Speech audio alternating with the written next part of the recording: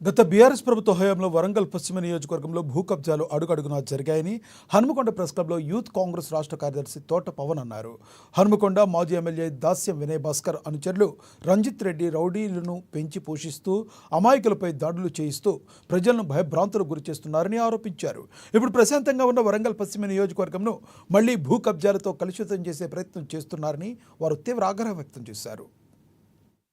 కాంగ్రెస్ ఆధ్వర్యంలో ఇక్కడ press meet నిర్వహించడానికి గల ప్రధాన కారణం ఏంటంటే నిన్నటి రోజున ఎమ్మెల్యే గారి పైన మాజీ శాసనసభ్యుడు దాస్యం వినయ్ భాస్కర్ కి సంబంధించినటువంటి అనుచరుడు రంజిత్ రెడ్డి గారి తల్లి మరియు అక్కగారు నిన్న మన శాసనసభ్యులు నాయని రాజేందర్ రెడ్డి గారి పైన కొన్ని ఆరోపణలు చేయడం జరిగింది.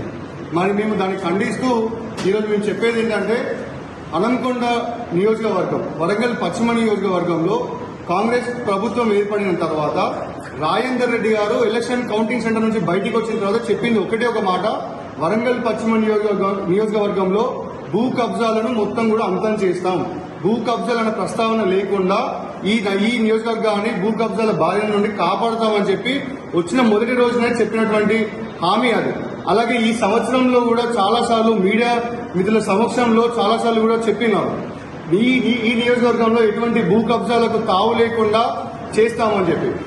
గతంలో ఉన్నటువంటి మాజీ శాసనసభ్యులు దాస్యం వినయ్ భాస్కర్ గారి ఆధ్వర్యంలో ఏవైతే భూ కబ్జాలు జరిగినాయో, ఎవరైతే బాధితులు ఉన్నారో వాళ్ళందరూ కూడా నిర్భయంగా రోడ్ల మీదకి వచ్చి, వాళ్ళందరూ నిర్భయంగా పోలీస్ స్టేషన్లకు వచ్చి, వాళ్ళందరూ నిర్భయంగా వచ్చి కొట్లాడని చెప్పి కూడా పిలుపునిచ్చినారు.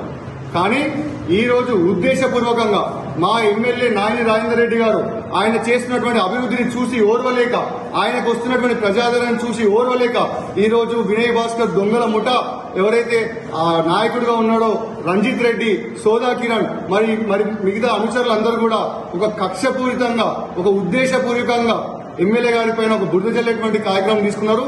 దాంట్లో కూడా ఎవరినో తీసుకొచ్చి పెడతారేమో అనుకుంటే స్వయంగా రంజిత్ రెడ్డికి సంబంధించినటువంటి భూమి విషయాన్ని తెర మీదకి తీసుకురావడం జరిగింది.